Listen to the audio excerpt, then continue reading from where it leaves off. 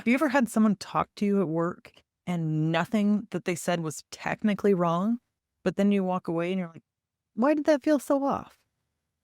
If so, we're going to dive deep into that in this episode. Be confident, be bold, be authentic, but don't forget to take action. This is Ordinary to Badass, where our stories empower women to step into the spotlight of their own lives and pursue what they're truly passionate about. It's time to step into the arena and become more than just extraordinary. It's time to become a badass with your host, Marie Sonneman.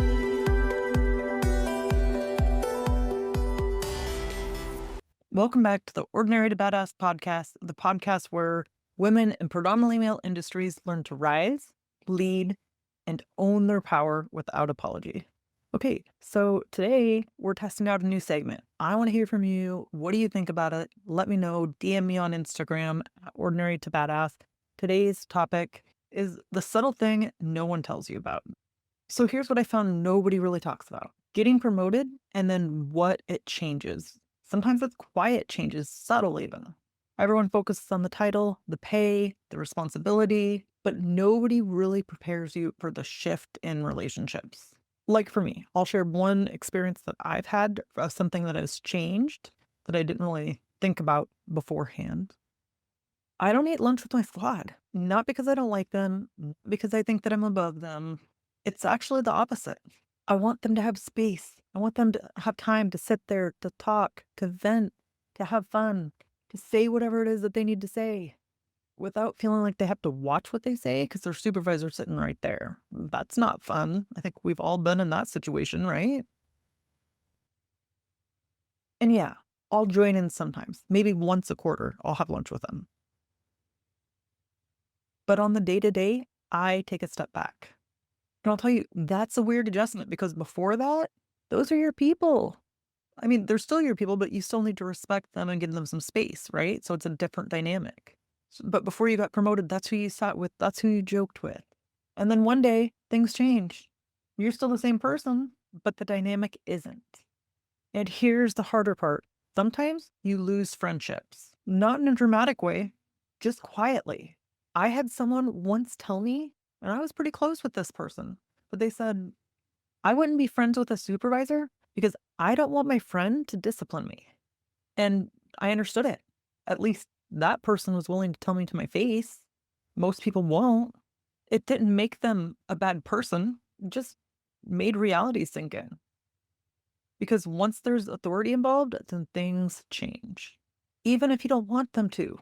And I think that's the part that nobody really says out loud. You can be good at your job, you can be a good leader, and still feel the distance. And then you still have moments like, this is different. Or you wonder if you're going crazy or if you're imagining it. You're not. And here's the thing is it doesn't mean anything's wrong. You're just in a different seat now. And that seat, that position comes with things that nobody likely explained to you ahead of time. And a lot of times we just have to figure it out as we go. And I know I'm not the only one who has felt this shift. Something I have heard from women that I have worked with is they say nothing major is happening, but I keep having these little interactions that just don't sit right. And it's hard to explain. It's hard to put words to it. Because if you tried to repeat it to someone else, they'd probably tell you, oh, it's no big deal. Don't worry about it. But you felt it. Like the guy next to you repeats your idea in a meeting, and then suddenly it lands. You're like tapping the microphone, is this thing on? Or you're the one doing all the work, but then somebody else is speaking to it. Or the tone. The tone they say it in is just slightly off. And it's not enough to call out easily, but it is enough where you walk away and you're thinking, what was that? One of the women in the OTB audience said something that made me laugh. She goes, now I just talk to them like they're a child because that's how they're behaving. And you know what? I get it because sometimes it really does feel like that. Like you're dealing with this behavior that's subtle, but yet it's constant and it shows up everywhere. Now, I'm going to tell you an example of something that happened to me, and I don't think there was ill intentions, but it just kind of illustrates my point. I remember being in the police academy and we were put into small groups, and we had to act out roles in front of the class. And this guy in my group, let's call him Bobby, he just says, "Oh, I'll be the cop, you're the reporter." What? He just decided. He didn't ask. He didn't check. He just assigned it. And I remember saying, "Why am I the reporter? I don't want to be the reporter." So I told him, "No, you be the reporter." And it's such a small, seemingly insignificant moment, but it's not. Because those are the moments where your roles get decided for you. And the same thing happens in offices all the time. Who's taking notes? Who's organizing the potluck? Who's doing the support work? And you know what? It's usually not random. And again, none of those things on their own feel big enough to make a big deal out of it, but they stack over time. And then you have moments like this, like I had the other day. A guy that was the same exact rank as me sent a message like, "Why hasn't this been done yet?" No context, no curiosity, just that tone. You know the tone. It's not aggressive enough to call out immediately, but it lands as if you're being talked down to. It makes me cringe. Like you're being managed instead of collaborated with. You know what? In that moment, you have got a decision to make. Do I ignore it or should I say something? Do I risk being seen as difficult? Because you already know the story, right? If you say nothing, then you're left feeling annoyed the rest of the day. And you probably take it out on friends or family, right? But then again, if you say something the wrong way, then you're emotional, then you're reactive. So most women just swallow it. And then they replay it in their head later thinking, "Ugh, I should have just said something." So in this particular instance, I didn't ignore it, but I also didn't come in hot. I sent a message back and I'll tell you, at least I had the time to send it in a message versus face to face. It gave me a little more time to like get some space from it. So I sent a message back. And instead of responding with attitude, this time I responded with structure. And I said, "Hey, we've always had a good working relationship." Then I said, the way that message came across felt a little bit off to me. And then it caught me off guard because I'm not used to that from you. And finally, I said, "I'd appreciate it if we kept things collaborative and respectful moving forward." That's it. Zero drama. No over explaining, just clear. And he sent something back saying, "Oh, that wasn't even meant for you. It was meant for someone on your team." Like he wanted me to forward that to somebody else that I supervised. No, it was cringe. And I don't care if I was the person I supervised, I still would have taken it offensively. But honestly, that's not even the point. The point is, I didn't shrink. And I also didn't lose my cool and blow up. Okay, well, maybe I did, but that was behind the scenes, not in the message to him anyway. I had the time to take 10 minutes or something and just like chill the heck out. But I handled it because I've noticed that there's a lot of people sitting in one of two extremes. They either say nothing or build resentment and then they snap. And then it damages the relationship. Where do you go from there, right?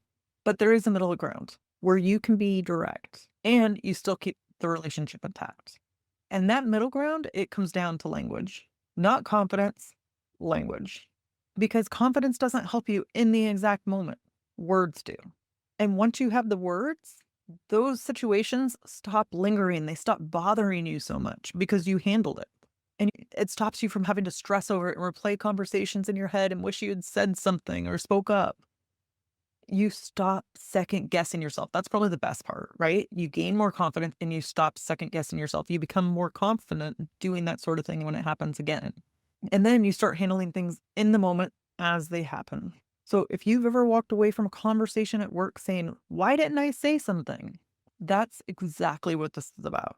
And that's what I help women get better at. So yeah, I want to hear from you. Have you ever experienced this? Have you ever experienced the slight underhanded comments?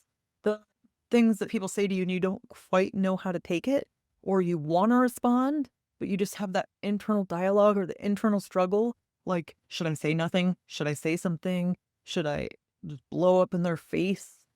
Then you feel guilty after for either blowing up or for not saying anything. You're like, dang it, I should have done that and rehearse it and replay it and go down the rabbit hole.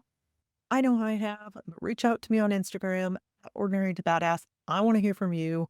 I want to hear what your experiences are. If you can relate to this at all, if ever happened to you, just list this episode. Just say 438 and then tell me what happened. That's it, 4:38, and then tell me what happened.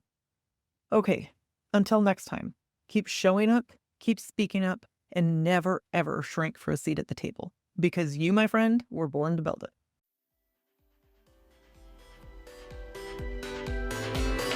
Now that you've listened to this episode of Ordinary to Badass, we want to hear from you. Go to our website, ordinarytobadass.com/podcast, and submit your own experience on how you took your life from ordinary to badass and get the chance to be on a future Spotlight episode of the show. That's ordinarytobadass.com/podcast. While you're waiting for the next episode of the show, wipe off the sweat, dust off the dirt, and get back in the arena.